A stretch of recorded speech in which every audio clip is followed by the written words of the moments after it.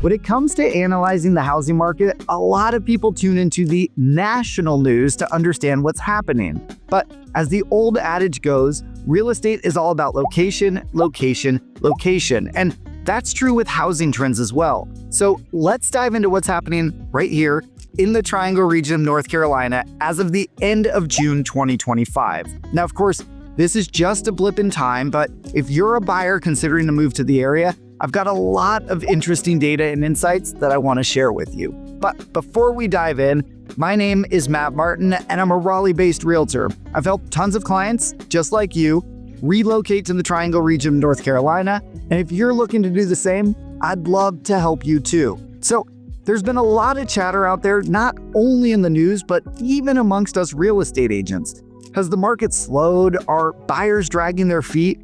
Will my listing ever sell? So I wanted to actually analyze the data as of June 2025 to see what's been happening this year and how that compares to previous years, so we can separate reality from misperception. And a quick disclaimer, I looked at single-family homes only across the 5 main counties of the Triangle: Wake, Durham, Orange, Chatham, and Johnston. And let me say, there's a bit of head-scratching data out there, so I'm not surprised there's so much confusion. But let's jump in to see what I mean. Now, to judge the state of the market, most people will look at the price homes are selling for, so let's kick things off there.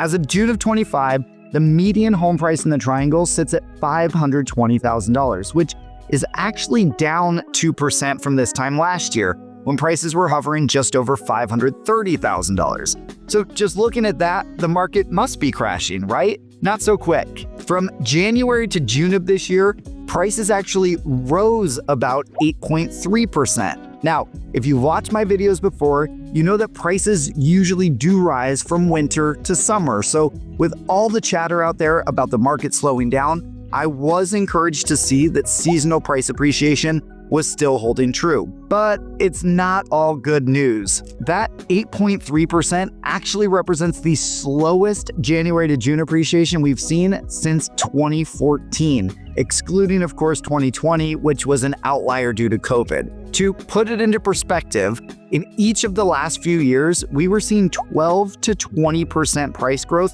during that same period. So yes, prices are still rising seasonally, but they're doing so at a much more moderate pace. Does that mean the market is in decline or just stabilizing? Well, let's look at some more indicators before drawing any conclusions. Next, let's check in with inventory levels, since this has been such a hot topic over the past few years. We just haven't had enough homes on the market to keep up with buyer demand, which made sense as so many homeowners had locked in amazing 2% and 3% interest rates that they just didn't want to give up. But life happens, and we eventually expected that sellers would reach a point of needing to sell again. So are we there? Well, it seems that after years of low inventory and buyers begging for more options, sellers have finally started to respond. So far in 2025, we've seen over 15,000 new single-family homes hit the market, which is up 14% to 2024 and over 25% more than 2023. Yes, we're still nowhere near pre-pandemic levels of inventory, but we've seen a significant amount of movement, especially in a market that was struggling for so long to keep up with buyer demand. So that's all great news for those buyers who were waiting for more options, right? Yes, but let's check in on where that buyer demand sits. In other words, are buyers still out there to absorb all that new inventory? Of course, people are still buying. In fact, closed sales in June were up slightly versus the same month last year. That said, here's where we start to see indications that that market slowdown chatter isn't just a misconception. Despite a slight uptick in June versus June demand, year-to-date closed sales of just under 9,800 single-family homes are actually at their lowest level since 2014. And actually, let's jump back to focusing just on June, since I think the uptick we saw year over year is giving a little bit of false hope. June is historically the busiest month of the year in closed sales, and 2025 marked the second lowest activity June since 2012, barely beating out last year by just 100 sales.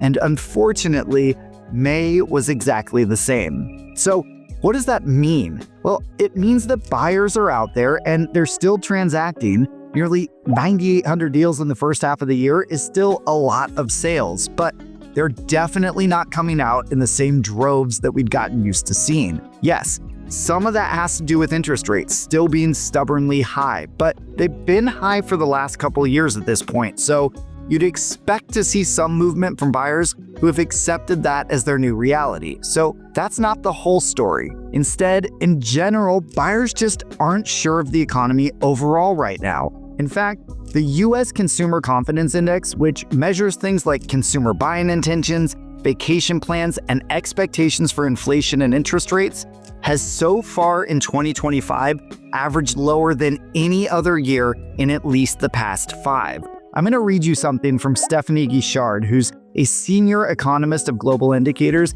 at the Conference Board, which issues the Consumer Confidence Index. This is in reference to June's decline in confidence, and I think it perfectly explains what's happening in the housing market right now. She said, "The decline was broad-based across components, with consumers' assessments of the present situation and their expectations for the future both contributing to the deterioration. Consumers were less positive about current business conditions than May. The 3 components of the expectations index, business conditions, employment prospects, and future income, all weakened. Consumers were more pessimistic about business conditions and job availability over the next 6 months, and optimism about future income prospects eroded slightly." So yeah, buyers are just way more hesitant about their financial security right now, and that perfectly aligns with the slowdown in activity we've seen. All right, so we have more inventory out there than we've seen in years, and fewer buyers banging down the door to buy. So what does this all mean for competition? Well, you'd expect that means homes are sitting for longer and buyers are getting better deals, but is that what's actually happening? Let's look at the 2 metrics that measure exactly that: days on market and the sale to list price ratio. And this is where things get a little head-scratching. As of June 2025, the median days on market is still crazy low at just 14. Now, that is up slightly from 10 days last year, but still extremely fast by historical standards. Throughout this video, I've referenced 2014 quite a few times. Year-to-date appreciation is at its lowest level since 2014, as are year-to-date closed sales. So does that mean our days on market are mirroring what we saw back in 2014? Not at all. In fact, back in 2014, homes sat for a median of 61 days, or nearly 4.5 times longer than what we're seeing today. So despite softer price growth and lower demand, homes are still moving quickly. Then there's the sale to list ratio, which tells us how much off the list price the average home is selling for. That now sits at 99.1%, down from 100% last year. That means that a home that listed for the median sales price of $520,000 is selling for about $5,000 below asking. While that doesn't seem like much of a difference, as I mentioned earlier, June is typically one of the most active months of the year when competition is at the highest, so we typically don't see a lot of negotiability. In fact, this is the lowest sale to list ratio we've seen since, you guessed it, 2014. This is another signal that the market has shifted from ultra competitive to reasonably competitive, where buyers now have some room to negotiate, especially if a property is overpriced or lingers on the market. But again, homes are still selling and prices are still appreciating, so it's not all doom and gloom. Now, those are just the regional averages, but real estate is hyper-local, so what's happening in the micro markets around the triangle? While median days on the market is 14 across the region, that number can swing dramatically depending on where you're looking. In some of the more desirable zip codes like Chapel Hill or Cary, median days cut in half, down to just 1 week. And homes are selling for a lot closer to asking, or even over in some cases. But if you move east or south into areas like Zebulon, Angier, or Clayton, that number can trend well above, though it's still tough to find many parts of the triangle where the median days on market exceed 1 month. That's why it's important to make sure you're working with someone who understands these micro trends,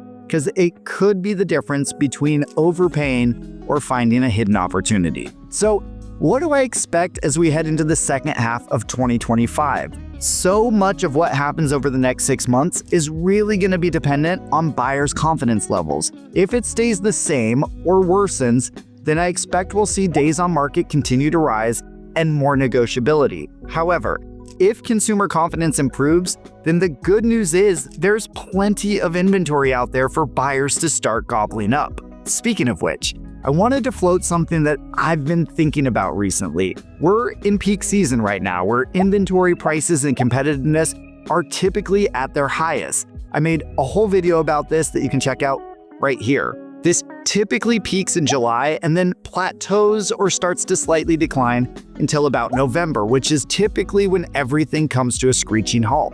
So my question is, what'll happen come November and December if buyers continue on this slow pace through the peak season and sellers continue to list their homes at a higher rate than in the past few years? Well, we could end up with a glut of inventory from sellers who have desperately been trying to unload their properties, which could mean great opportunities for buyers to negotiate a great deal on a great home that's just been sitting. Of course, time will tell, but I'm intrigued by the possibility of a mini busy season this winter. That would definitely be something new. So that's your market update for June 2025. What stood out to you the most? Let me know in the comments below. And if you're ready to take advantage of more inventory and reduced competition and want to kick off your house hunt here in the Triangle region of North Carolina, I'd love to be your guide.